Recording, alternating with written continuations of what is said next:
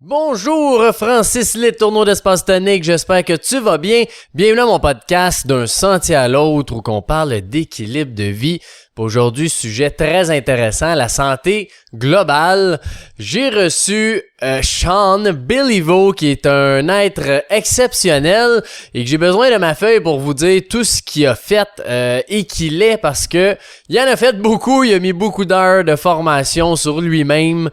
Il est ostéopathe, il est kinésiologue, il a un certificat en médecine fonctionnelle, c'est un maître PNL, il est cofondateur de Pilates Plus en ligne et il y a un centre holistique Pilates Plus sur la rive nord de Montréal.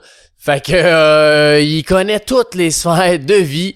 Puis aujourd'hui, on a parlé de plein de choses, mais tu sais, entre autres tout ce qui peut nous mener une meilleure vie, d'être en meilleure santé, autant la base de qu'est-ce qu'on devrait au minimum faire que optimalement qu'est-ce qu'on peut faire. Fait que autant le sommeil, l'entraînement, la digestion, être heureux, bref, c'est vraiment un cool épisode. On a fait ça Espace Tonique, c'est les nouveaux épisodes. J'ai un petit problème de caméra. Fait que vers la fin, j'ai filmé avec mon téléphone. Il y a un petit bout vers 50 minutes, 1 heure. On a un petit bout qui a coupé. Mais c'est pas grave, l'épisode est fantastique. Écoute ça, ça va être plein de valeur pour toi. Prends une action là-dedans. Puis je te souhaite un bon podcast.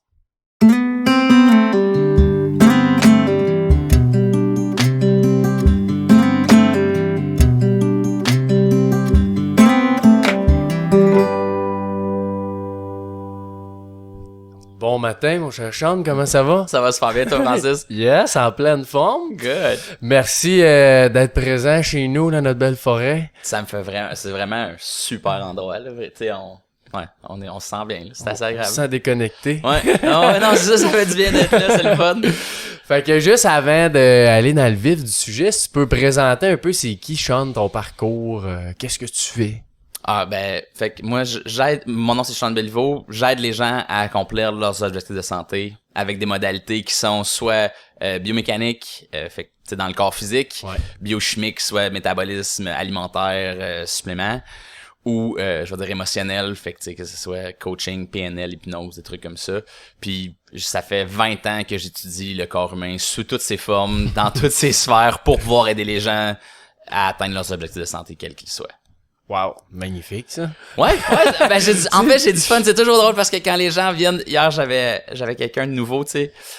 Puis le monde il me regarde tout le temps, ils sont comme ah, tu trippes vraiment trop toi. Là. T'es vraiment trop content d'être là, puis je suis comme ouais, j'ai vraiment du fun là, c'est que c'est t'aimes ce que tu fais, j'aime vraiment ce que je fais, j'aime vraiment ce que je fais, je suis chanceux. Pis c'est ça qui est cool, c'est que t'as quand même, tu sais, on se parlait la semaine passée, tu faisais une conférence, puis qui était super d'ailleurs. Merci beaucoup, merci. Puis tu me disais, t'es comme un chef d'orchestre de la médecine, de... Fait que, ben, c'est toujours ça, mon objectif, c'est je me dis, tout est dans un corps, tu sais, fait que notre médecine, pour des raisons super valables, je veux dire la médecine allopathique, régulière, là, on va à l'hôpital, ben, ils ont subdivisé le corps, pis c'est super utile parce que ben, si tu te fais opérer le cerveau, tu veux que la personne qui t'opère opère juste des cerveaux. Clairement. Ça vaut la peine, là, tu sais. Puis high five à celui qui décide de dédier sa vie à ça, c'est malade. Mais après ça, quand les gens ont pas besoin de chirurgie, puis ne juste fonctionnent pas bien, mais c'est important de pouvoir intégrer le système. Puis je suis chanceux, j'aime étudier, j'aime apprendre, fait que je peux continuellement apprendre. Alors, mon objectif, ça a toujours été ça, de faire, OK, ben, on a un corps physique, faut qu'on sache s'occuper du corps physique avec l'exercice, avec l'ostéopathie, avec un paquet de choses comme ça. Mais aussi, on a un corps métabolique, nutritionnel, alimentaire. Et ils peuvent s'affecter. Fait que tu sais, tu peux avoir mal au dos parce que t'as un problème avec ton intestin, ou tu peux avoir un problème d'intestin parce que t'as mal au dos. Et après ça, ensuite, ben, il y a tout le corps émotif, tu sais, dans... Si t'es déprimé, ben ça se peut que t'aies mal au cou, ou ça se peut que t'aies mal au cou parce que t'es déprimé, ou ça se peut que tu manges quelque chose qui fait que t'es déprimé, qui fait que t'as mal au dos. Alors, fait que moi ça a vraiment tout le temps été ça. Puis l'exemple de chef d'orchestre, j'avais entendu une entrevue avec Kent Nagano, puis il disait lui il avait toutes les partitions. Puis moi c'était ce que je m'étais dit qui serait cool. Tu sais, je veux voir toutes les partitions puis être toutes capable de lire. Puis je suis pas un spécialiste. Tu sais, je ne suis pas un spécialiste.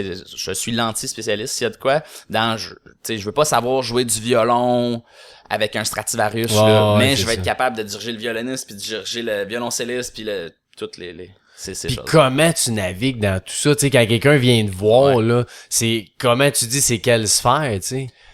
Ben, d'emblée, je pense que c'est toujours toutes les sphères un peu. Ah ouais, ok.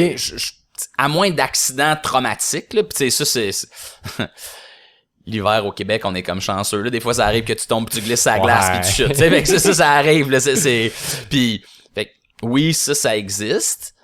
Mais après ça, je pense quand même que d'habitude, il y a un volet, tu sais, biomécanique, quoi que ce soit. Il y a un volet après ça qui est alimentaire, surtout dans le monde dans lequel on vit, tu sais. On mange pas pareil que nos grands-parents.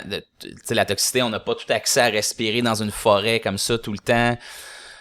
Et ben, nos vies sont stressantes et ou perçues de façon stressante. Tu sais, je le sais pas, mais notre gestion, je veux dire, de stress et de nos émotions est un facteur immense. Alors, d'emblée, j'ai quand même tendance à croire que c'est beaucoup des trois. Après ça, j'ai des outils en clinique pour déterminer qu'est-ce qui est prioritaire. Fait que je vais utiliser beaucoup du test musculaire et ce qu'on appelle des réflexes de Chapman, des points de pression pour voir qu'est-ce que le corps me dit qu'il y a un problème, qu'est-ce qui est prioritaire, puis qu'est-ce qu'on a besoin d'être adressé pour cette situation-là. Puis c'est un de mes bons amis, Charles Héroux, qui dit, tu sais, si on fait le tour de la pièce puis que je pèse partout sur les murs, il n'y a rien qui va arriver.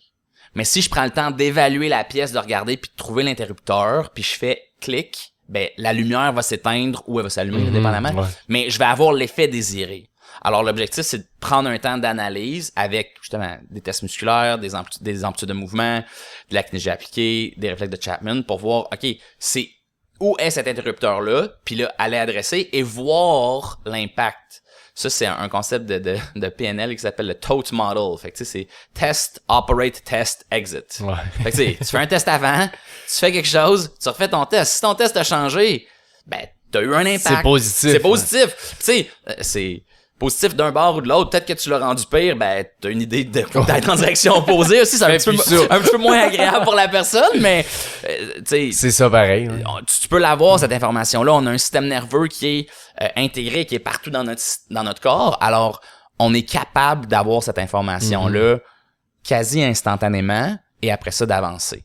Ah, c'est fou ça. Puis, est-ce que tu pousses ça, tu sais, quand tu disais la personne, mettons, l'hiver qui tombe à terre, tu pousses ça à dire que peut-être cette personne-là, justement, est stressée, elle allait vite, elle est tombée, tu sais. Ben ouais. Ben, ou, je vais te donner un exemple même un petit peu plus extrême. Fait que, tu sais, peut-être que cette personne-là, elle avait de l'inflammation chronique qui faisait que son cerveau fonctionnait pas super bien puis que son équilibre était pas optimal. Et puis peut-être qu'elle avait de l'inflammation chronique parce qu'elle était stressée de sa job ou de ses enfants ou de quoi que ce soit. Fait que là, c'est comme, OK, j'ai aussi quelque chose à faire dans le temps et un plan de traitement pour faire, OK, là, elle est tombée, on va replacer son bassin, on va travailler les muscles, on va travailler les ligaments, mais après ça, attends, elle est tombée, elle est pas supposée tomber, je peux faire des évaluations neurologiques pour faire, OK, crème, il y a un déséquilibre dans son cerveau. OK, ce déséquilibre-là, il vient de où? Fait, alors, même à l'intérieur d'une séquence, il y a une évolution à faire dans le suivi des gens. Puis, tu sais, je vois des gens, quand même chanceux, les gens, quand ils viennent d'habitude trip autant que moi, là. Ouais, alors, j'ai quand même des suivis un peu en continu par, OK, mais là, ça, c'est pas supposé t'arriver. Comment ça c'est arrivé? Puis on peut se poser de plus en plus de questions. C'était George Goodhart, qui est le fondateur de la kinésie appliquée. Tu sais, il faut toujours que tu te demandes pourquoi. Tu sais, pourquoi c'est arrivé? Pourquoi la personne est tombée? Pourquoi il y a de l'inflammation? Pourquoi elle est stressée?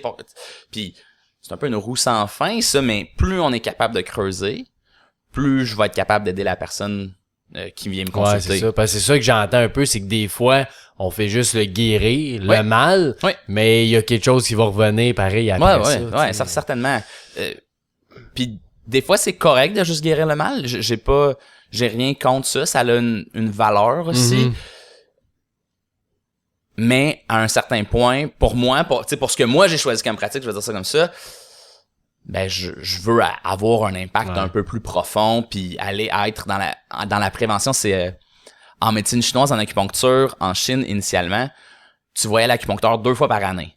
Puis si tu avais des urgences entre ça, c'était gratuit. Parce qu'en théorie, c'est de la faute à l'acupuncteur.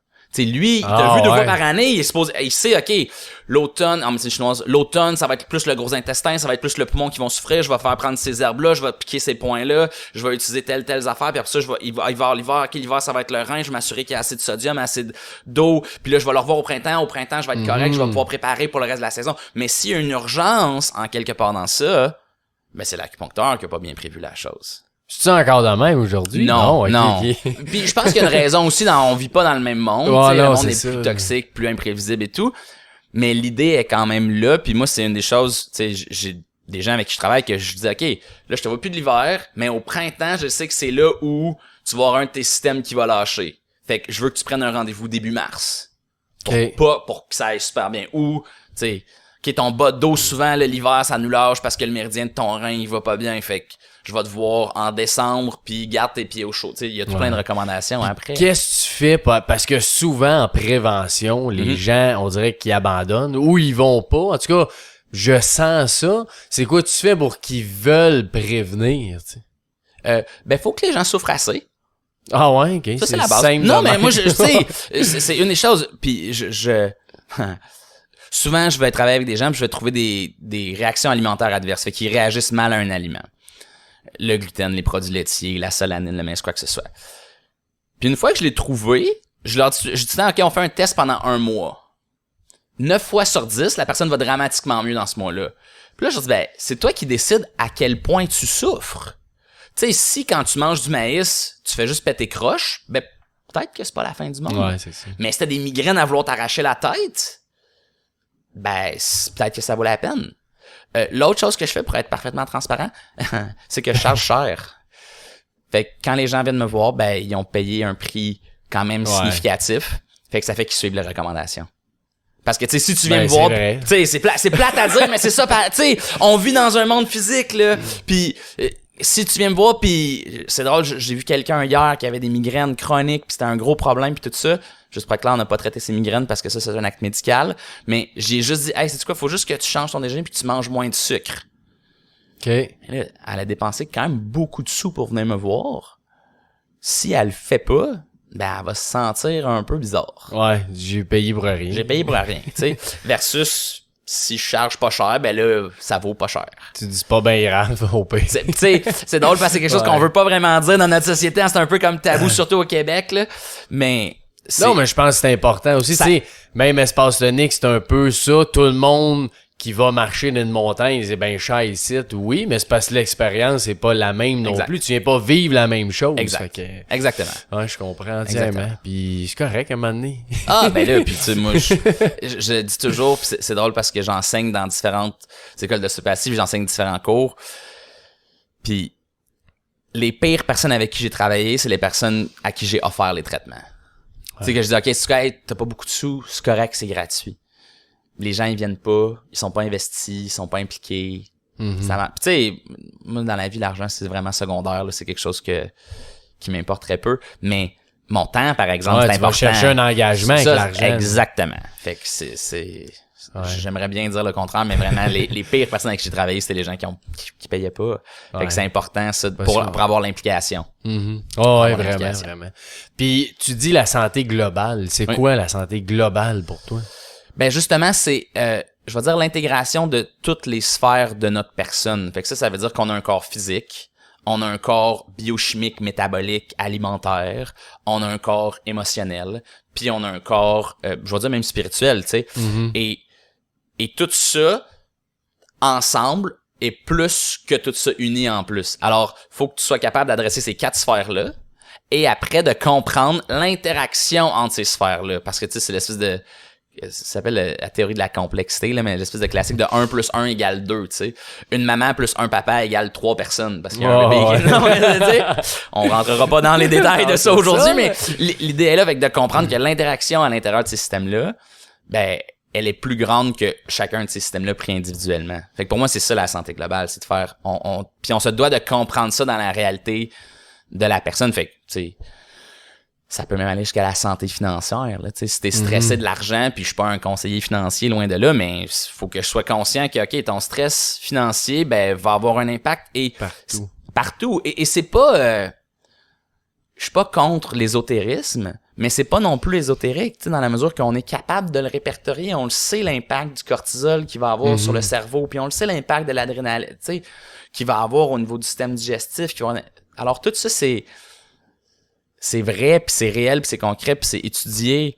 Alors pour moi, c'est cette intégration-là de tout ça. Puis qu'est-ce que tu dis, tu sais, quand tu te sens, est-ce que comment je dis ça, pour savoir si t'es équilibré là, dans tes 4 ou 5 sphères, dépendamment de ce que tu veux dire, comment tu dis, ça c'est bon, ça c'est bon, ça c'est moins bon, je devrais aller voir les chambres. Ouais, non, c'est ça. Mais ça, c'est drôle parce que ça revient quand même à des questions générales de santé, puis c'est ça que j'ai présenté la semaine passée, mais il y a pour moi des indicateurs généraux de si t'es en santé ou pas. Puis juste pour être clair, je suis pas parfaitement en santé. Je pense pas que personne est parfait. Ouais, Jésus, impossible. Bouddha, Mohamed. Là.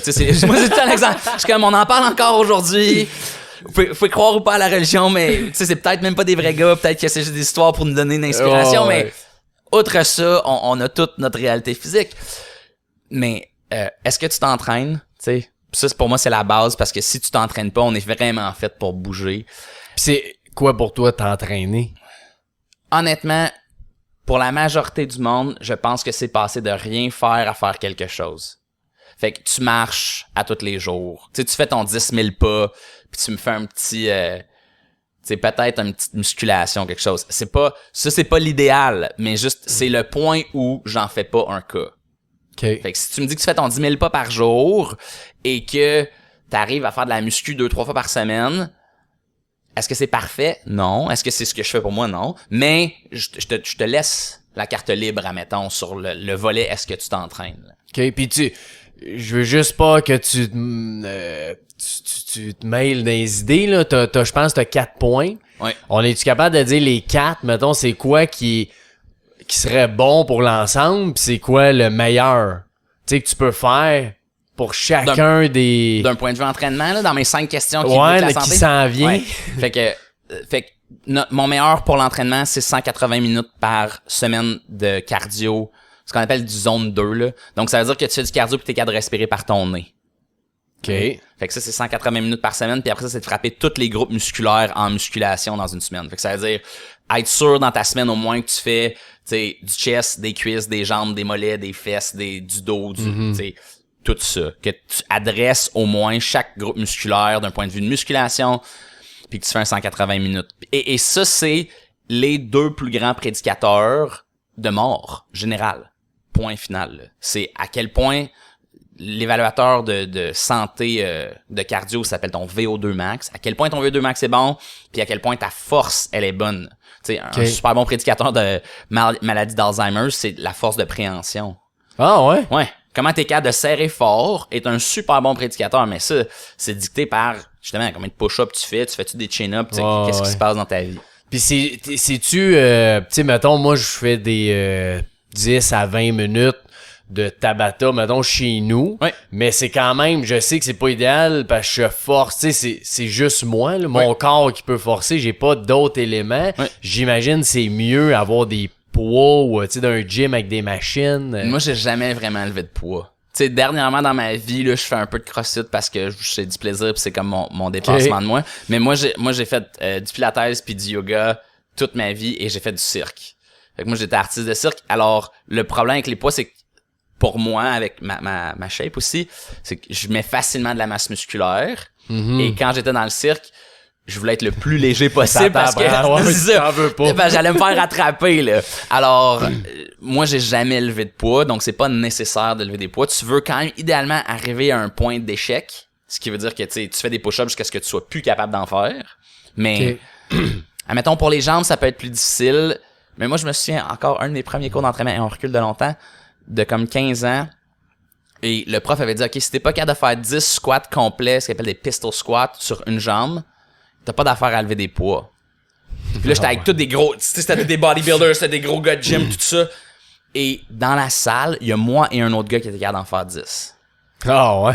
Fait que je comprends que c'est utile de lever des poids, je pense que ça a une valeur, mais c'est pas nécessaire. Ah ouais, ok. Dans ma tête, c'est mieux. Tu vois, mais... je vais dire, ça simplifie la chose, mais même après ça, tu sais, entre des bandes élastiques, tu sais, il y a un gros mouvement de calisthenics, je sais pas si ce serait quoi la traduction, mais tu sais, vraiment de push-up, chin-up.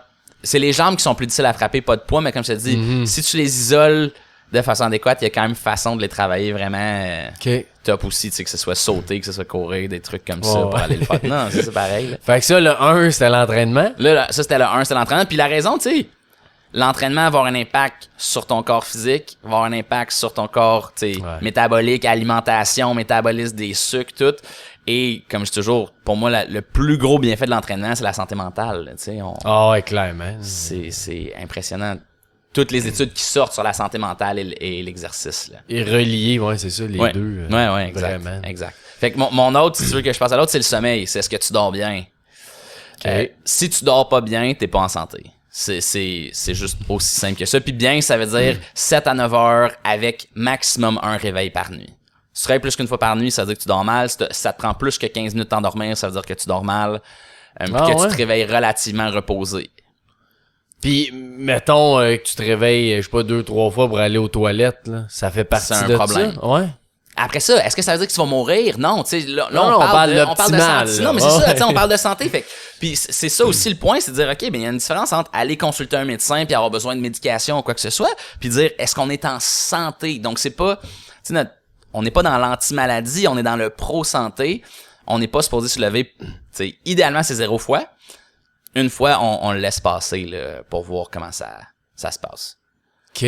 Puis, qu'est-ce que tu peux faire si tu dors mal? Ouais, c'est ça. Le plus gros impact, je vais dire, il y en a... Un, c'est de voir le lever du soleil. Fait que d'être dehors et de voir la lumière du soleil. Parce que ça, d'un point de vue de la charge, je vais dire, la lumière va être le plus gros impact. Pour le soir ou le matin? Les deux, en fait. Fait que la lumière... Selon moi, je veux dire peut-être outre le stress psychologique, là, va être le plus gros modulateur de notre sommeil. Fait qu'on est supposé voir le lever du soleil, voir des rayons du soleil direct dans nos yeux. On est supposé voir le soleil dans le milieu de la journée et on est supposé arrêter de voir le soleil le soir. Ce qui arrive souvent, c'est que le soir, les gens passent trop de temps sur leur écran à regarder ou trop de temps devant la télévision et ça imite le soleil dans nos yeux, fait que ça nous permet pas de tomber dans un sommeil profond. Fait que ça, c'est le plus gros modulateur, selon moi, vraiment de faire, OK, faut que ton corps soit exposé à la luminosité solaire sur le rythme de cette luminosité-là pour pouvoir tomber dans un sommeil, je veux dire, qui est adéquat. OK. Après ça, tu sais, café va être un grand modulateur. Fait qu'idéalement, pas de café 6 à 10 heures avant d'être couché, dépendamment à quel point ça l'affecte. Ouais. Et la nourriture, idéalement, pas de nourriture au moins 3 heures avant le coucher. Et le grand qu'on sait maintenant, c'est que l'alcool, un verre d'alcool va changer l'architecture du sommeil.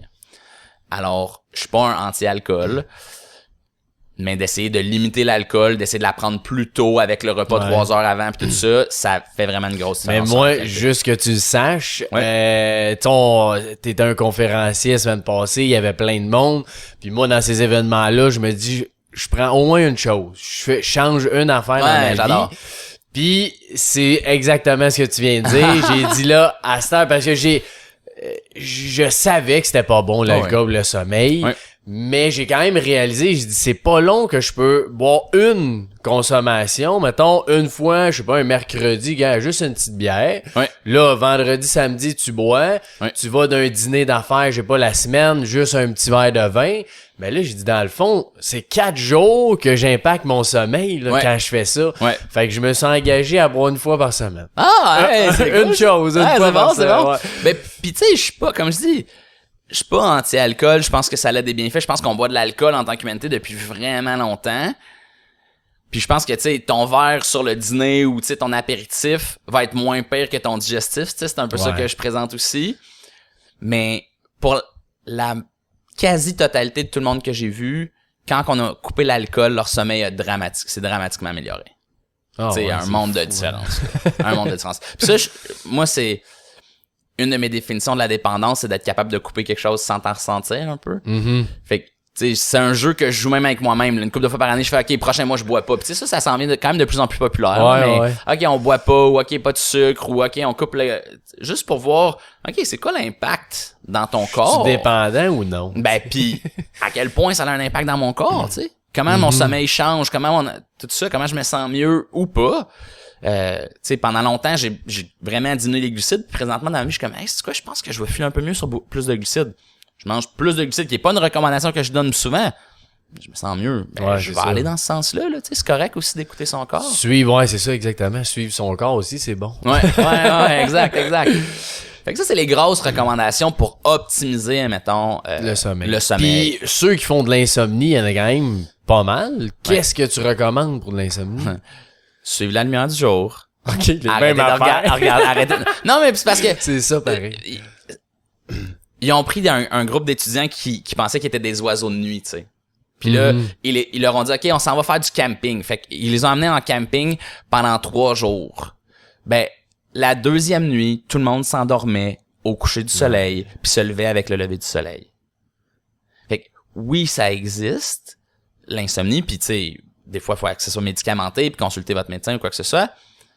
Mais ça reste que si tu te soumets à de la lumière, tu changes l'impact au niveau de ton système nerveux, puis toutes tes hormones vont être débalancées, tout ça, ça change. Alors, ça reste les recommandations générales. Tu sais, il y a quelques vitamines qui peuvent aider, que ce soit du GABA, que ce soit de la théanine. La mélatonine fonctionne plus ou moins bien, dépendamment, mais ça vaut l'essai. Mais sinon, les recommandations reviennent à ça. L'autre gros, en fait, c'est drôle, ça je peux en parler, puis j'en ai pas vraiment parlé à la conférence. Souvent, les gens ont des problèmes de gestion de glycémie, fait que leur sucre dans leur sang oscille trop, surtout les femmes après la ménopause. Alors, souvent, les sensibilisateurs d'insuline, les molécules qui vont aider à sensibiliser les cellules à l'insuline, comme la berbérine ou la cannelle, vont être super utiles, et surtout si elles se réveillent la nuit. Ça, je vais dire, dans la dernière année et demie, ça a été une grosse révélation dans ma pratique. C'est grâce à ma conjointe qui m'a dit « Ah ouais, moi, je fais ça tout le temps. » J'étais comme « OK. » C'est ça, cool, merci. J'avais comme full d'échecs avec les gens. Mais fait que ça fonctionne vraiment bien, la gestion de la glycémie.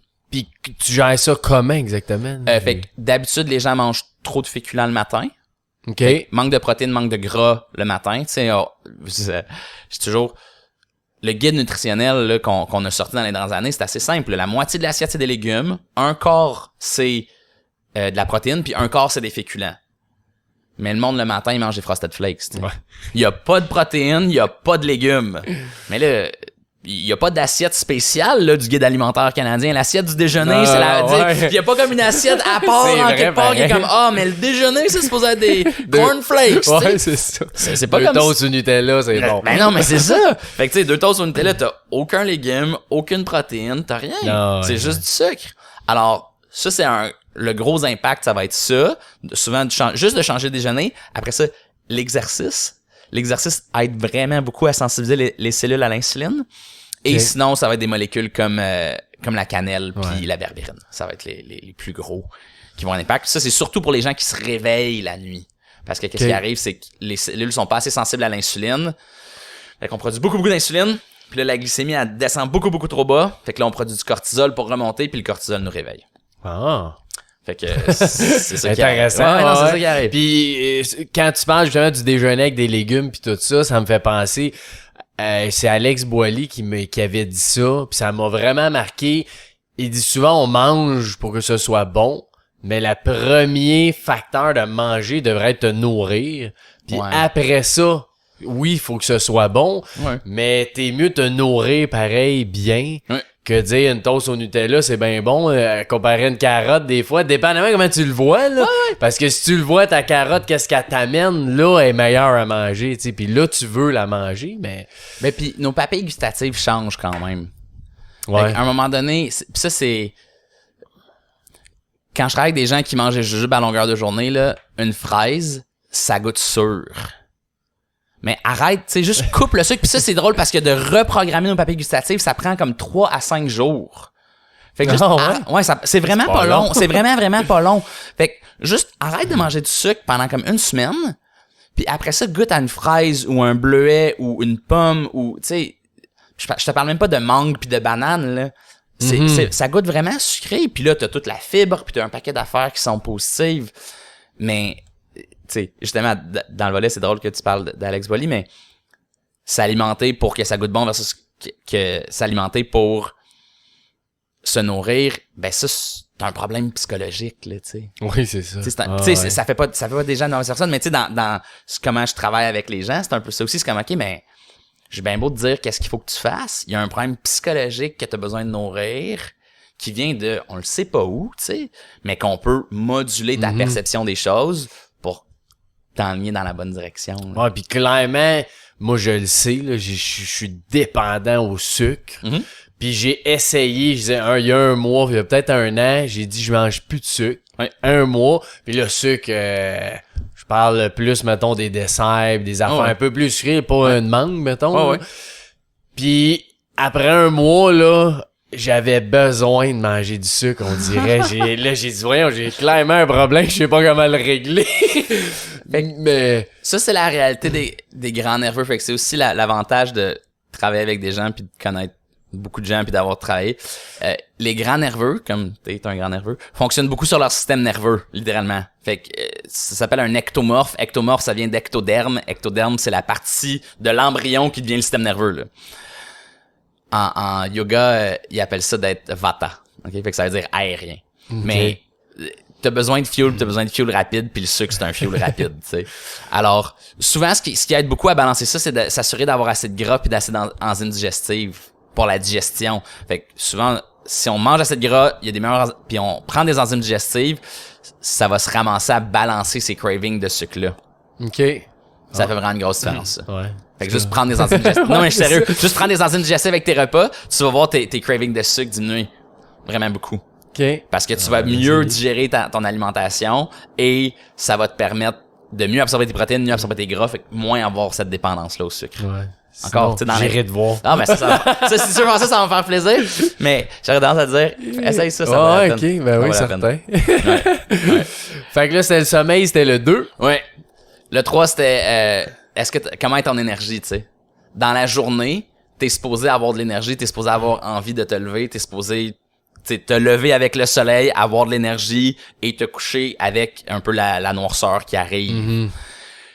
Je vais dire, le plus gros que je vois encore, c'est des crashs d'énergie l'après-midi. Là, le monde qui cogne des clous l'après-midi. Et ça, c'est vraiment une gestion de glycémie. Là. C'est vraiment trop de Frosted Flakes le matin.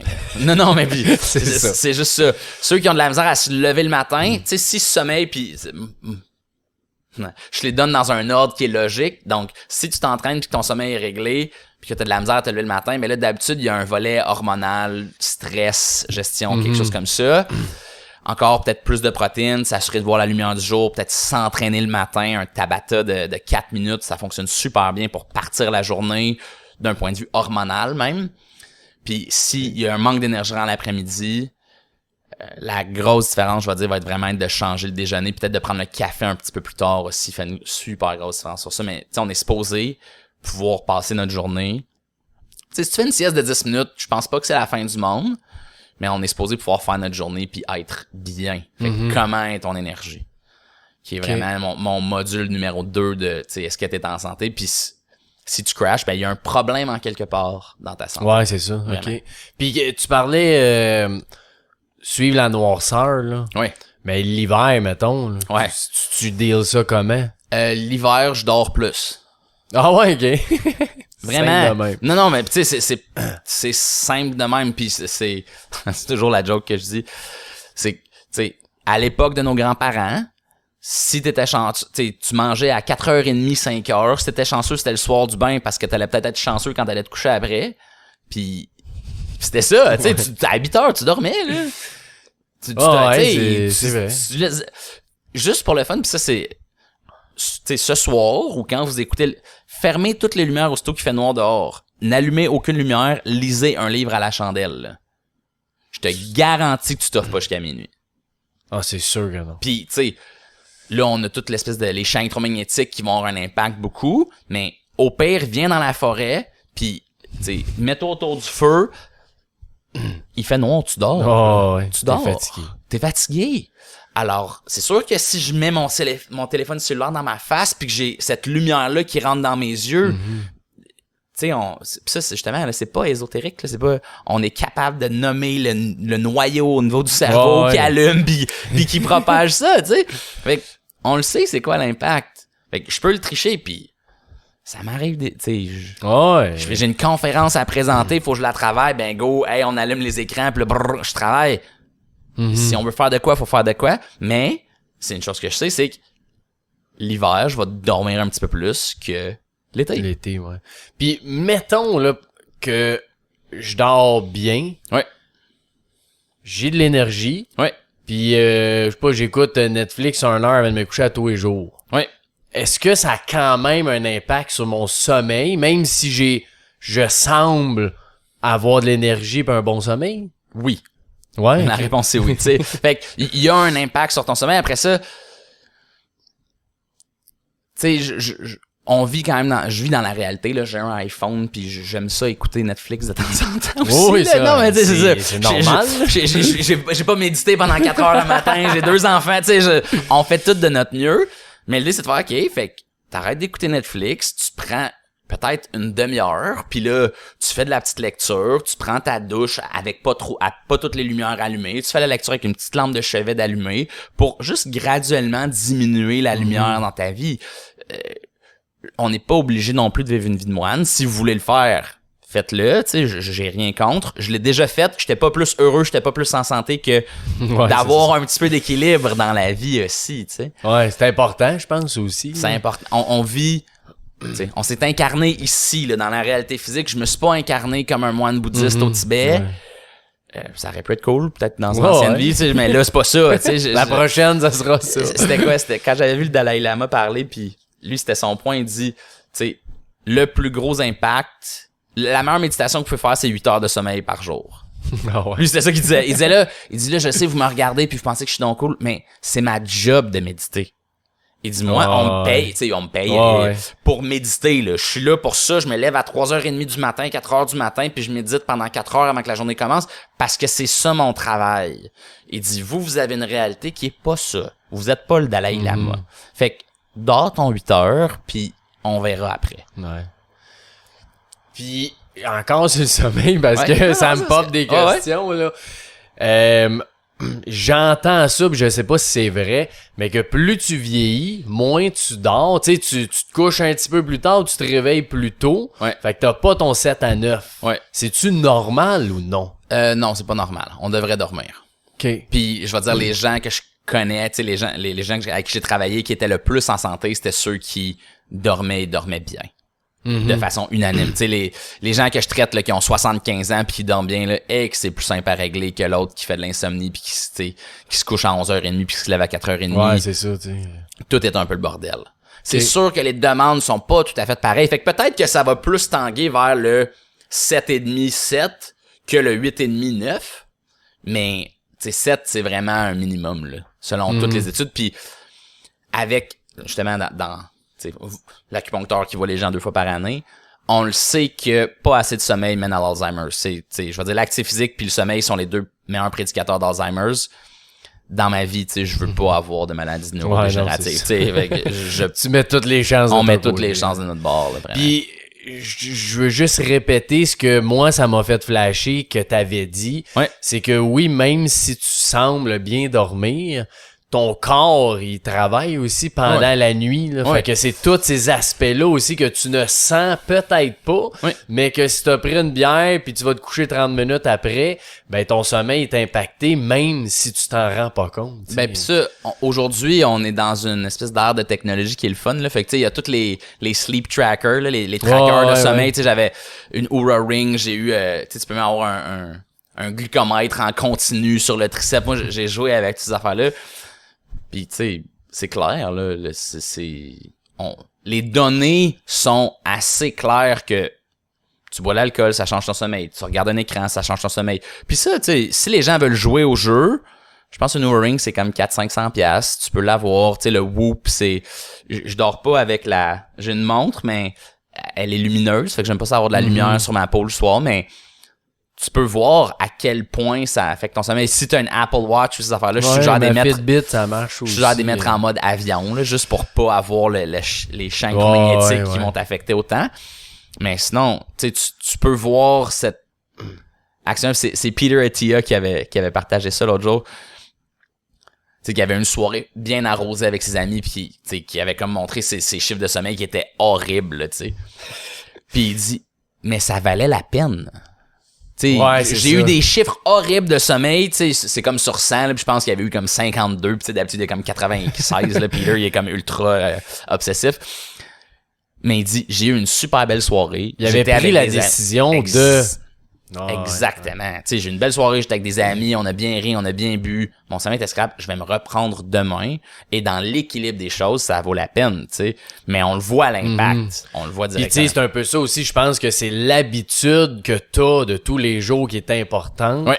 Après ça, oui, t'as un party, un mariage, je sais pas quoi, c'est normal. Non, les habitudes sont plus importantes que les exceptions, clairement. Ah, c'est bien dit. Ouais. C'est quand les exceptions deviennent l'habitude que là, on a un problème. Là. Puis j'avais juste une question sur le champ électromagnétique. Là. Ouais. Moi, mettons, ma montre, j'ai aucune notification, j'ai pas de texto, j'ai pas d'appel. Ouais. Y a-tu des champs électromagnétiques pareils?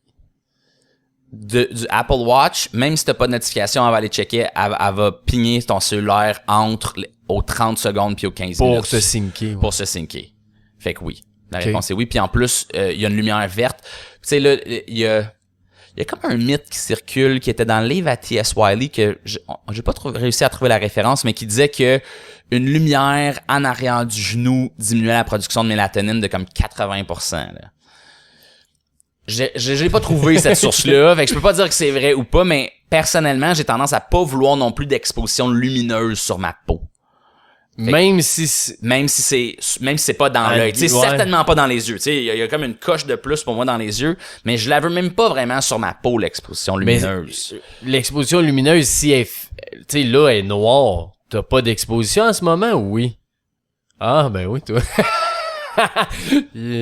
Pour ceux en audio, il y a, il y a de la lumière en arrière. En arrière des montres, il y a une lumière verte pour pas... pouvoir trouver ton pouls. C'est la lumière verte, c'est ce qui sert pour pouvoir trouver le pouls. Tu sais, c'est positif, là. Moi, j'aime ça courir, fait que j'aime savoir c'est quoi mon pouls pour m'assurer que je suis dans la bonne zone quand je cours. Mais c'est la lumière verte que je parle qui est en dessous de la montre qui éclaire la peau. Oui, puis là tu m'as dit ça, puis j'ai flashé. C'est vrai que des fois, tu le vois même. Ouais, puis c'est aussi ça, je pense, des fois, de juste... T'as le bras d'en face, puis là, t'as cette lumière verte qui te flash dans les yeux. OK. On rentre quand même dans les précisions. La Oura Ring, c'est pour ça que moi, je l'aime personnellement, parce que c'est du infrarouge qu'il y a dedans. Fait qu'il y a pas, on la voit pas. Et infrarouge, ben là, on parle de lumière sous le champ visuel, visible, moins important. Mais certainement, le champ électromagnétique, par exemple, d'un point de vue champ électromagnétique, pas lumière, ta montre, elle va syncer avec ton cell, qui, lui, sync avec... tout le temps. Ouais, avec tout le temps entre aux 10 secondes et aux 15 minutes, dépendamment. Ça, j'avais même pas pensé à ça. Fait que juste de base, mettons pas de cellulaire à côté dans le lit. Ça, c'est un gros, là, tu sais, mettons dans habitude de sommeil, ben ton lit est fait pour dormir, peut-être de la lecture et je vais dire l'autre activité, c'était chanceux. C'était chanceux, là, dépendamment de ça fait combien de temps ou quoi que ce soit. Ouais. Mais, fait tu sais, ça devrait être ça, la restriction. Juste ça fait une grosse différence aussi c'est un havre de paix. Il n'y a pas de télévision, il n'y a pas de... Puis même, parce que, tu sais, moi, je me tombe à la table de chevet, je laisse mon sel là. Tu sais, j'ai jamais mon sel dans le lit, tu sais, je check pas mes affaires, mais je me couche, je ferme les lumières, je dépose mon sel, je le branche. Ouais. Puis en me levant, je le mets dans mes poches, je fais mes affaires. Ouais. Toute la nuit, il va pigner pareil. Puis ça affecte. Ça peut avoir un impact. Les études sont pas tout à fait claires encore sur les champs électromagnétiques, mais une des choses qu'on sait assez clairement que ça l'affecte, tu sais, mettons même sur les études avec les abeilles puis les oiseaux, c'est la glande pinéale, là, qui est la glande dans le milieu de notre cerveau, qui, elle, va affecter la production de mélatonine vraiment beaucoup. Fait que j'ai tendance à pas avoir le cellulaire proche de la tête. Puis tu sais, même chose avec, admettons, l'entrée électrique. Idéalement, t'as pas la tête à côté de l'entrée électrique, des trucs comme ça. C'est pas clair. Tu sais, c'est pas 100% que ça affecte tout le monde. J'ai vu des gens que ça a eu des ravages. Tu sais, surtout sur les personnes un peu plus sensibles, des trucs comme ça. Alors, je me dis, tiens, bon, si je peux éviter ça, je vais l'éviter. Ben, tu sais, j'ai un thérapeute en énergétique que je vais voir, puis lui, il dit, il a flashé un moment donné, il avait toujours mal à la tête, puis c'est le Bluetooth, il donnait mal à la tête. Puis lui, il dit, tu sais, toi, ça se peut, ça fasse pas ça. C'est ça. Quelqu'un, ça fait ça. L'autre, c'est le Wi-Fi. L'autre, je sais pas quoi. Mais c'est un aspect qui peut nuire. Ouais, ben, tu sais, C'est drôle, j'ai travaillé avec une jeune fille là, il y a 3 semaines, puis c'était ça. T'sais, on a évalué ses nouveaux écouteurs. Puis c'est comme, non, je pense que c'est ça qui te donne mal à la tête.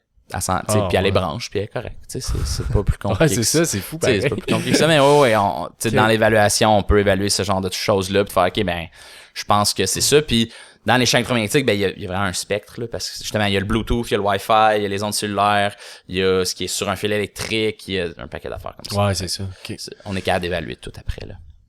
Nice. Ça, c'était le troisième, l'énergie. L'énergie, c'est le troisième. Un autre ou? On a 2 autres, en fait. Okay. Après ça, c'est comment être ta digestion. Ça, c'est, Hippocrate, là, la santé commence dans l'intestin. On est vraiment...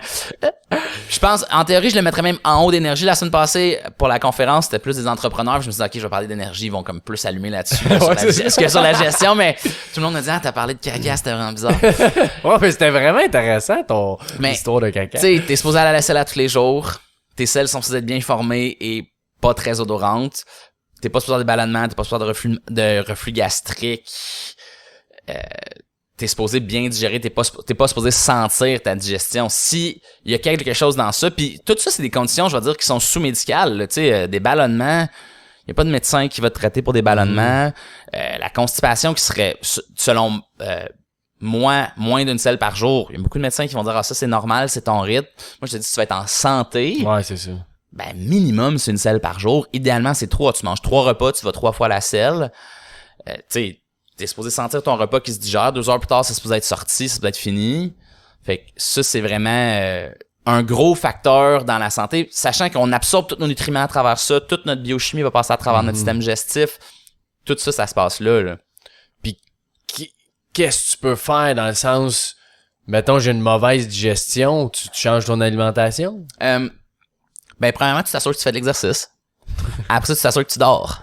Non, mais ouais, c'est ça. C'est ça. Non, parce que, ben. C'est tout interrelié. Ben, c'est tout interrelié, puis l'exercice, c'est une façon simple d'avoir un impact sur tout le reste.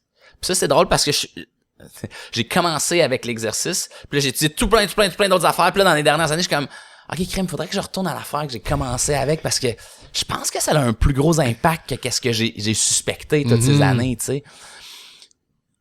Il y a des études qui démontrent que le microbiote, là, notre flore intestinale, s'améliore avec l'exercice.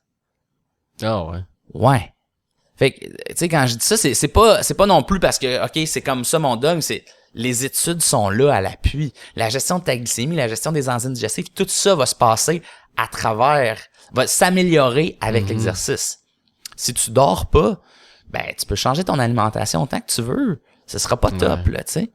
Fait que, d'un point de vue alimentaire, c'est sûr que nos aliments sont beaucoup transformés. Plus t'es capable de manger, je vais dire, ben, le guide alimentaire canadien est quand même relativement bien fait, là. Si toutes tes assiettes sont la moitié des légumes, un quart protéines, un quart féculents, juste ça de base peut faire une différence majeure dans la vie de la majorité des gens.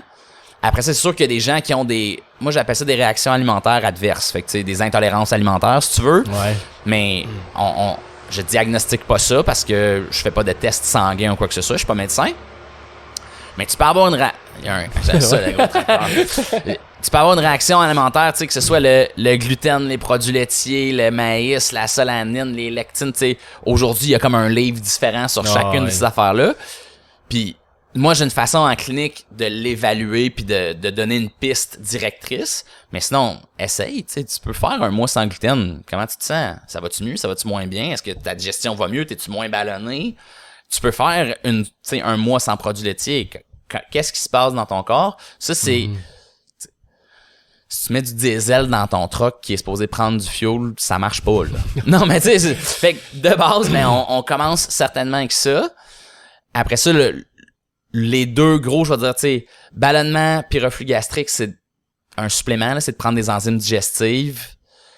Plus on vieillit, plus c'est difficile de produire des enzymes. C'est un processus qui nous coûte super cher. Fait que le pH, moi, je sais pas si tu te rappelles du pH que t'as étudié en secondaire 4, hein? Longtemps. Fait que c'est acide et basique, mais ton estomac est supposé être un pH de 1. Tu sais, pH de 1, là, ça fait fondre de l'acier, là. Mais ton sang a un pH de 7. Entre 7 puis 1, c'est 1 million de fois plus acide parce qu'à chaque 1, c'est 10 fois plus, right? Fait que 7 à 6, c'est 10, 6 à 5, c'est 100. Fait que pour prendre ton sang et le rendre si acide que ça, que corps est capable de libérer ça dans ton estomac, c'est hyper énergivore. Alors, plus on vieillit, moins on devient efficace à faire ça. Alors, plus c'est facile d'avoir un petit support de plus pour nous aider à mieux digérer. Ça, et en plus, ce qu'il faut réaliser, c'est que tous les conservateurs alimentaires qu'on mange, tout ce qu'on met un paquet de trucs pour conserver la nourriture, ben, conservateur alimentaire veut dire antidigestion. C'est ça que ça veut dire. C'est juste ça que ça veut dire. Fait que là, tu mets quelque chose dans ta bouche qui a un antidigestion dedans, mais ton corps, faut qu'il produise encore plus d'enzymes, encore plus d'acide pour pouvoir être capable de le digérer. Puis il y en a beaucoup des aliments.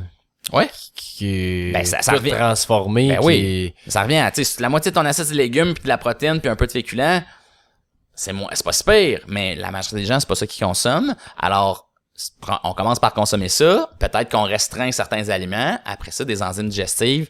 Surtout pour ce qui est ballonnement et reflux gastrique, ça fait un monde de différence.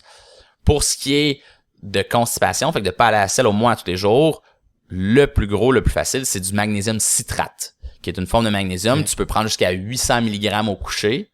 Fait que d'habitude, je commence les gens autour de 200-300 mg, puis ils augmentent de 100 mg par soir jusqu'à ce qu'ils aillent à la selle le lendemain. C'est les deux, je vais dire, tu sais, sans rentrer en consultation individuelle, puis qu'est-ce qu'on peut faire pour améliorer la digestion. Puis il y a des gens, à cause que on manque de magnésium beaucoup dans nos sols puis dans nos aliments, il y a des gens qui ont besoin de rester sur du magnésium quand même pas mal à long terme. Il y a des facteurs psychologiques dans ça aussi, pour pouvoir vraiment optimiser leur digestion puis s'assurer d'éliminer, parce que c'est toujours ma joke, là, mais si tu vas à la selle une fois par semaine, mais t'es plein de marde, là. Ouais, c'est Littéralement, là, c'est pas normal. C'est sûr que tu réabsorbes des toxines, il y a un paquet de processus qui se font pas de façon adéquate. Ouais. On veut éliminer. Ouais, puis là, on n'a pas l'image, mais j'avais bien aimé ton image de toutes les cacas. Ouais. Que tu vois que t'es supposé un caca normal, c'est comme, c'est droit, c'est un cylindre, Ouais, c'est long, c'est brun. Il y a des petites crevasses dedans, mais c'est tout. Puis c'est quand même relativement bien formé. Fait que, ceux qui écoutent, là, si tu vas faire Paul Check Poopy Policeman, je pense que tu peux voir cette image-là sur Google. Ou sinon, il y a même une charte, il y a un médecin qui s'appelle Bristol, qui a inventé le Bristol Stool Chart, qui est une charte sur de quoi devrait avoir l'air tes caca. Oh ouais, c'était vraiment intéressant. Ouais, ça donne une petite idée de quoi ça devrait avoir l'air dans le bol. Tu sais, ça, c'est même Dr. Oz, qui est comme un médecin célèbre aux États-Unis, qui avait son émission, qui lui avait parlé beaucoup de ça, de juste dans un de ses livres, de juste regarde de quoi ont l'air tes selles. Tu sais, si tes selles sont pas bien formées, ou tu y vas pas tous les jours, ben, il y a un problème en quelque part dans ta santé, là. OK. Intéressant. Fait que ça, c'était le 4e digestion. Notre dernier, c'est, tu sais, t'es-tu heureux, là? Ah. Est-ce que t'es heureux? Puis ça, c'est drôle parce que je pose cette question-là à tous les gens à la première visite. Puis le monde sort tout le temps un peu, tu sais, ils sont comme, tu viens juste de me demander, si je suis heureux? C'est comme si on s'est jamais posé la question, vraiment, est-ce que t'es heureux? Puis heureux, ça veut pas dire, je viens de m'acheter une nouvelle bébelle puis je suis heureux. Ça veut, tu sais, c'est un état généralisé. Puis c'est drôle, j'ai cité Paul Conti que j'ai écouté dernièrement qui, tu sais, est-ce que tu penses que tu as du pouvoir sur ta vie, puis est-ce que tu as de la gratitude pour ce que tu vis? Si t'as ces deux choses-là, t'es pas mal heureux dans la vie, là.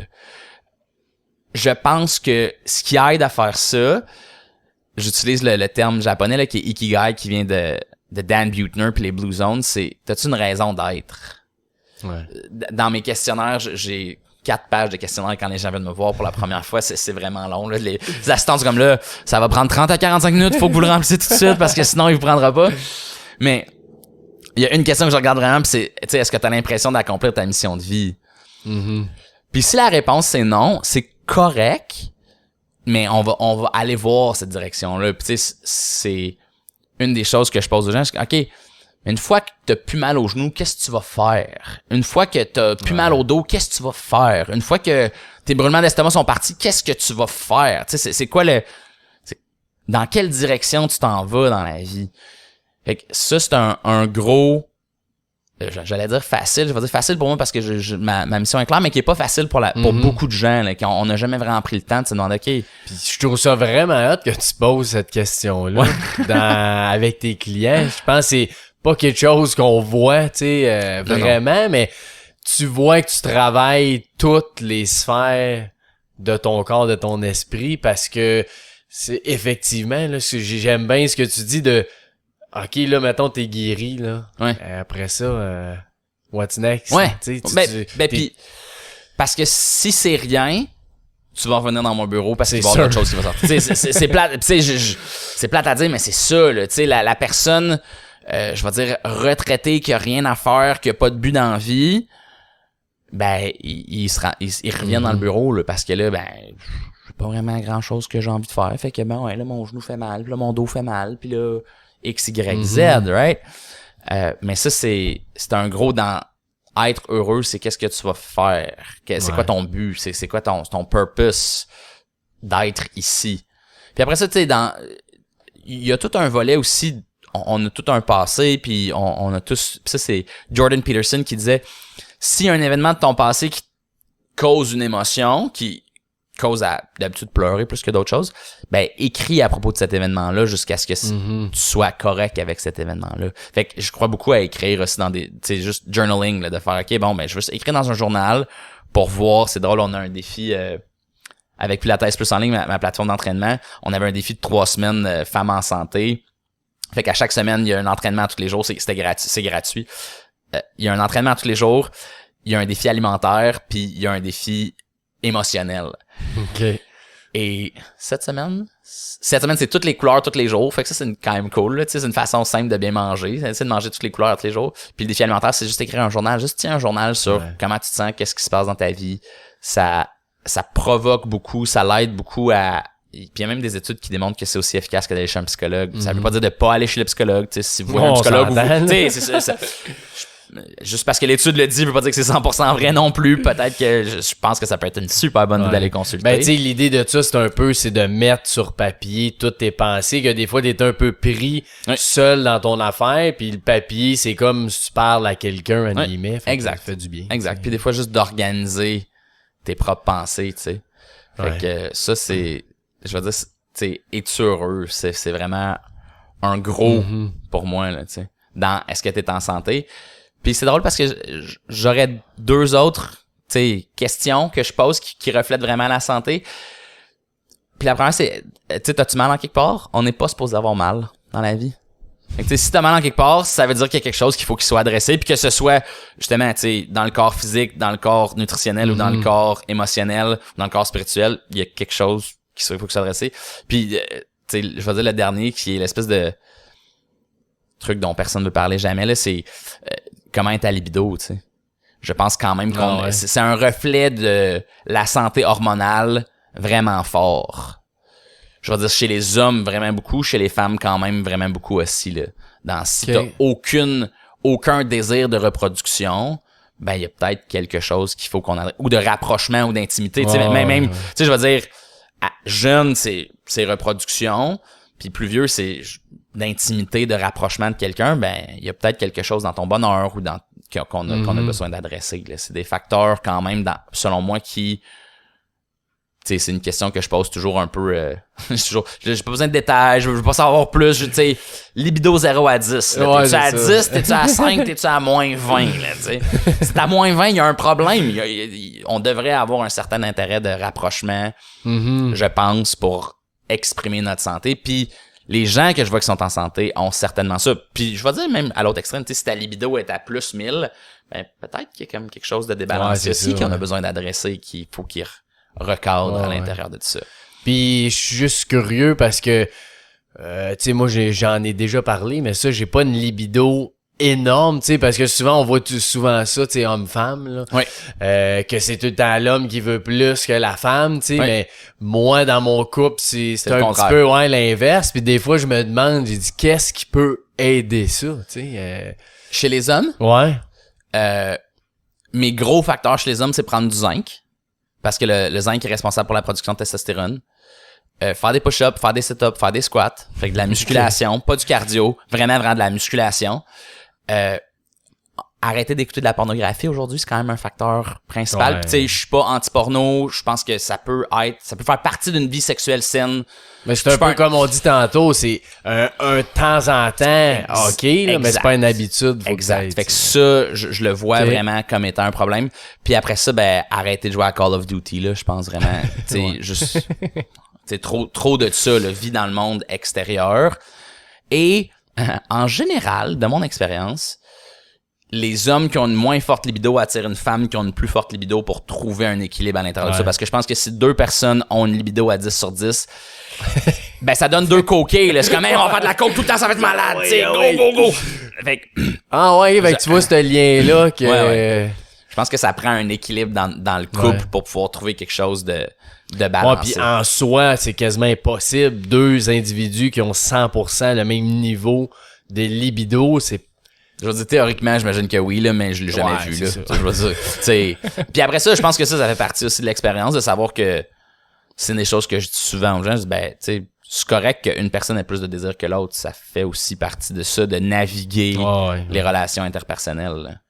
Puis ça, c'est un facteur super important dans la santé, c'est ça. Puis dans être heureux, ben, c'est quoi tes relations interpersonnelles? C'est un gros aussi, là.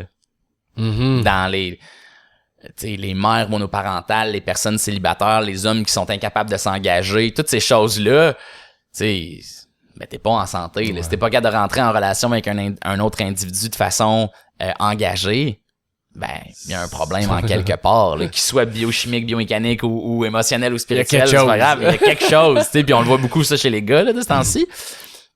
Mais ça nous donne quand même un point majeur. Et c'est la santé, ben on l'a individuel, mais on l'a aussi en relation. Là. C'est ça. Mais c'est vraiment hot ton approche, tu sais, que tu vois un peu tout. J'aime vraiment ça. Ouais. J'ai vraiment du fun. J'ai vraiment beaucoup de plaisir à faire ce que je fais. Puis je continue à étudier. C'est l'espèce de beauté avec mon approche, c'est que je peux intégrer puis agrafer des choses différentes un peu tout le temps dans ma pratique, puis me permettre d'aider les gens. Puis j'apprends tout le temps, tu sais. C'est toujours drôle quand je vais voir des conférenciers puis ils sont comme j'ai dépensé 100 000 $, puis je suis comme OK, mais attends, j'ai dépensé ça dans une année là, à certains points dans ma vie là, tu sais, l'argent que j'ai dépensé sur mon éducation puis m'améliorer, je veux pas le savoir, tu sais, arrête là, c'est comme 6,49 est pas tant comparé à combien j'ai dépensé là, mais c'est selon moi le meilleur investissement que tu peux faire. Je crois vraiment que c'est le meilleur investissement que tu peux faire, c'est dans ta propre santé, ta propre éducation, ton propre développement. Puis moi, je l'ai toujours vu dans... Justement, il y a un aspect biomécanique, tu sais, physique au corps, fait que je vais aller étudier ça, que ce soit l'exercice, que ce soit la thérapie manuelle. Après ça, il y a une approche vraiment nutritionnelle, biochimique, fait que tu sais, je vais en apprendre sur la nutrition, je vais en apprendre sur les suppléments, puis après ça, ben, une approche toute émotionnelle, spirituelle aussi qu'il faut développer. Ouais, puis t'as-tu des fausses croyances que t'entends par rapport à ce que tu fais, tu sais, justement parce que des fois c'est plus holistique ou spirituel? Non, je charge trop cher. En fait, sais-tu quoi, c'est drôle parce que je vais te conter une histoire. L'année dernière, j'étais à Baie-Saint-Paul avec ma conjointe et on marchait dans la rue et les gens juste en avant de nous étaient en train de bâcher les ostéopathes et les chiropraticiens tout du long.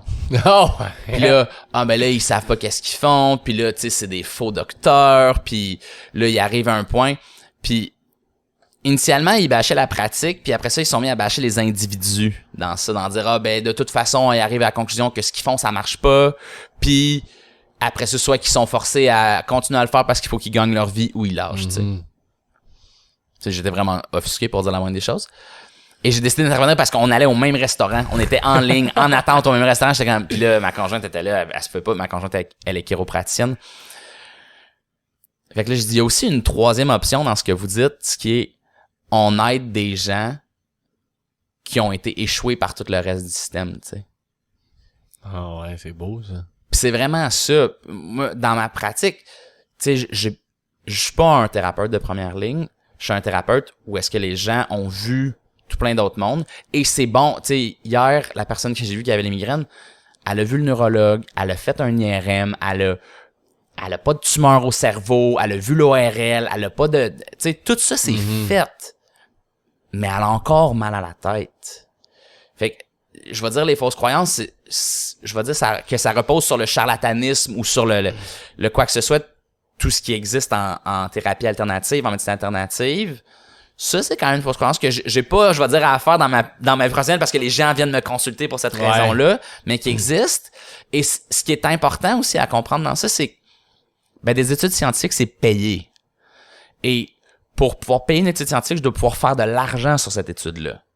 Fait que quand une compagnie pharmaceutique invente une nouvelle médication, ben c'est breveté, alors je peux vendre cette médication-là pour 10 ans selon le brevet et faire des centaines de milliards de dollars sur ça.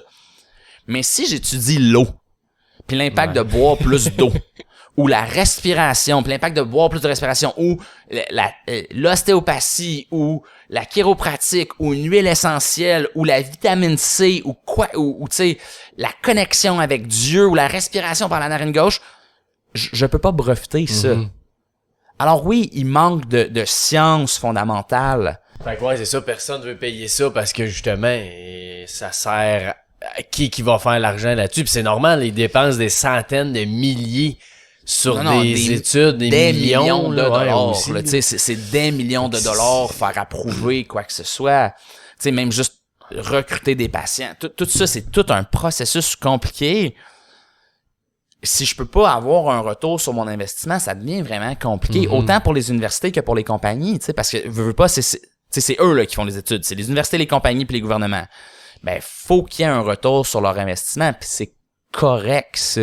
Mais tu sais, si je gagne la loterie, ben je vais fonder une fondation qui va faire des études sur des choses qui vont pas nous rapporter d'argent, tu sais. Puis on va essayer de recruter Espace Tonique pour nous donner 100, tu sais. Tu comprends? Non, mais tu sais, c'est comme OK, ben on va faire une étude sur le soupir physiologique pour aider la gestion du stress, puis on va faire des prises de sang, puis on va faire un paquet d'affaires comme ça, parce que c'est ce que ça prend. Mais je pense que c'est ça qui est difficile aussi des fois dans le monde, c'est de démontrer ces impacts-là. Ouais, ouais, vraiment. Puis j'aimerais ça t'entendre, t'en as sûrement plein là, d'histoires de clients ou de comment, tu sais, tu parlais un peu de la personne tantôt avec sa migraine, t'as-tu, tu sais, de quoi, une histoire de client, là, de qu'est-ce qu'il y avait, comment tu l'as aidé. Ben ça, il y en a une infinité, là. Il y en a beaucoup. J'ai plusieurs milliers de dossiers. Ça. Mais, tu sais, justement, quelqu'un qui allait à la selle une fois par 6 semaines, on a coupé les produits laitiers, puis il allait aux 2 jours. Tu sais, j'ai un monsieur qui est venu me voir parce que lui, il était tanné d'être en colère contre ses enfants. Puis là, je pensais que, tu sais, justement, tu me parles d'un premier motif, ça doit être émotif, puis je pensais qu'on allait faire du coaching puis de la PNL sur ses enfants puis tout ça.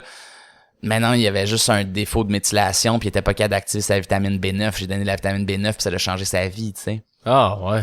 Fait que, tu sais, des gens avec une cliente, elle avait des pensées suicidaires, ben on a coupé le butane puis ça l'arrêtait, elle avait plus de pensées suicidaires. Fait que, tu sais, les impacts de différentes entrées sont infinis là, dans à quel point ils peuvent être des gens. Tu sais, j'avais une jeune fille qui avait une maladie auto-immune. On n'a pas traité de sa maladie auto-immune, on l'a traité elle. Au niveau de la thyroïde, ben, tu sais, je lui ai suggéré de couper le gluten. On lui a fait prendre des précurseurs de glutathion, puis toutes ses labs de thyroïde sont redevenues normales. Juste pour être clair, c'est pas moi qui ai traité ça. Moi, je lui ai juste donné ces suggestions-là, et maintenant, tous ses marqueurs thyroïdiens sont normaux quand ils l'étaient pas avant. Wow, c'est bien fou, ça. Alors, tu sais, quelqu'un qui souffrait d'arthrite polyrhumatoïde, j'ai suggéré d'arrêter les produits laitiers, plus de douleur du tout, tu sais. Fait que ça, des histoires comme ça, puis encore, c'est pas qu'on a traité l'arthrite polyrhumatoïde, parce que ça, c'est un acte médical, puis je ferais jamais ça, mais on a évalué la personne, on a trouvé que, hey, je pense que les produits laitiers te nuisent, essaie de les arrêter, puis en les arrêtant, ben ses marqueurs inflammatoires redeviennent normaux et elle n'a plus de douleur. Wow. Alors, tu sais, comme je dis, c'est individuel, ça, puis c'est ça qui est difficile des fois dans ça, puis cette approche-là individualisée, la médecine, elle est très prévisible, je vais dire, dans la mesure que c'est quand t'arrives avec une maladie ou un diagnostic X, premièrement, faut qu'on diagnostique, puis après ça, c'est on essaie telle médication ou telle chirurgie, on essaie telle médication ou telle chirurgie, on essaie telle médication ou telle chirurgie, puis c'est tac, tac, tac, tac, tac. Et c'est correct, tu sais, ça leur permet d'avoir une agglomération de données et aussi de pas se faire actionner parce que là, tout à coup, tu sais, c'est plate à dire, mais c'est ça aussi. Tandis que là, ben, moi, j'ai un peu plus de jeu de manœuvre pour faire, OK, ben, je pense que ça semble être un problème pour ta santé en général. Alors, fais ça. Puis c'est drôle parce que c'est ce que je dis à tout le monde avec qui je travaille à la première visite. Je ne traite aucune condition médicale, je ne guéris aucune condition médicale, je ne prescris aucun supplément. Mon seul objectif, c'est d'optimiser la santé. Puis après ça, on verra qu'est-ce qui arrive, tu sais. C'est ça. Puis tu en as parlé un petit peu, mais justement, la médecine traditionnelle, là, c'est-tu un...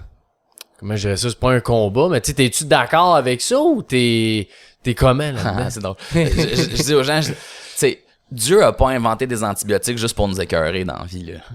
Ouais. C'est vrai. Non, mais c'est ça! Après, tu sais, fait que, où t'es dans ton spectre, c'est quoi ton atteinte? Je veux dire, pour tout ce qui est fonctionnel, ben, faut comprendre qu'ils ont 2 outils. Ils ont la médication ou la chirurgie. Fait que si t'as besoin de médication ou de chirurgie, ils sont super bons, là. Tu sais, si tu te casses le bras, malade, si tu fais une embolie pulmonaire, moi, je dis souvent, si tu fais une embolie pulmonaire, là, je viens pas me voir, là. Je dis, appelle-moi, je vais prier pour toi, au pire. Tu sais, je vais t'en traiter rapidement. Ben là, ils sont exceptionnels, tu sais, dans tout ce qui est néonatologie, de tout ce qui est naissance, bébé, femme enceinte. Attends, là. La raison principale pour laquelle l'espérance de vie a augmenté dans les 50 à 60 dernières années, c'est parce qu'il n'y a plus de bébés puis de femmes enceintes qui meurent. Ou du moins beaucoup moins. Tu sais, pas plus, là, mais dramatiquement moins que n'importe quand auparavant dans l'histoire de l'humanité. Fait qu'ils font des choses exceptionnelles. Non, mais c'est ça, ils font des choses exceptionnelles. Alors, je suis pas contre, loin de là. Ce que je déplore des fois, c'est un manque de curiosité de certains médecins. Tu sais, dans ta minute, ce patient-là, il va mieux. Comment ça, il va mieux, tu sais? Mais sinon, ils ont leur place. Et je pense qu'en médecine, je vais dire alternative, on a notre place aussi. En médecine fonctionnelle, on a notre place dans... Attends, on parle de gens qui sont pas malades. On veut juste optimiser la santé.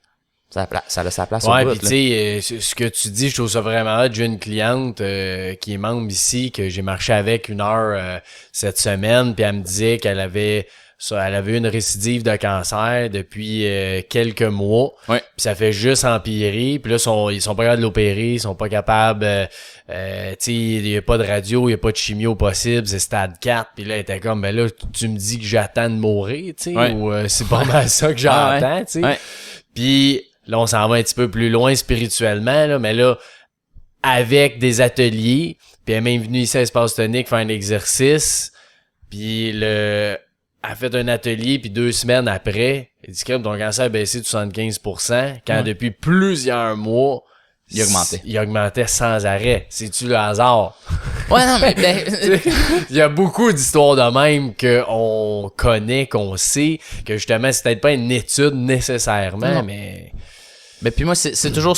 En fait, c'est justement, je veux dire, c'est le manque de curiosité dans ce cas-là, moi, que je trouve difficile, tu sais.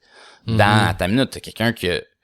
Comment est-ce que, en tant que médecin, puis j'imagine que c'est parce que c'est super difficile à quantifier scientifiquement puis à reproduire ce genre d'affaires-là. Puis comme on a dit, tu sais, tu peux pas après ça faire d'argent sur ça parce que tu peux pas le breveter, puis c'est correct.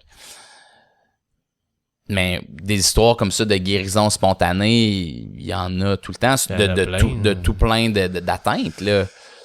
Et ça a sa place.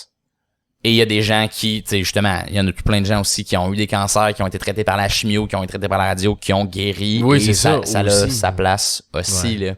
Fait que dans ma tête, puis pour moi, t'es pas obligé de faire un contre l'autre.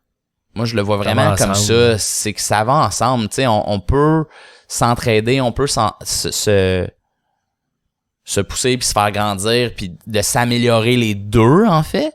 Dans savoir, hey, eux, ils font vraiment bien ça ou hey, moi, j'ai pas d'outils pour ça, je peux-tu les envoyer ici, d'un bord et de l'autre, pour pouvoir optimiser la santé de l'individu, parce qu'en bout de ligne, c'est ça aussi, là, l'objectif, tu sais. Ouais, c'est ça.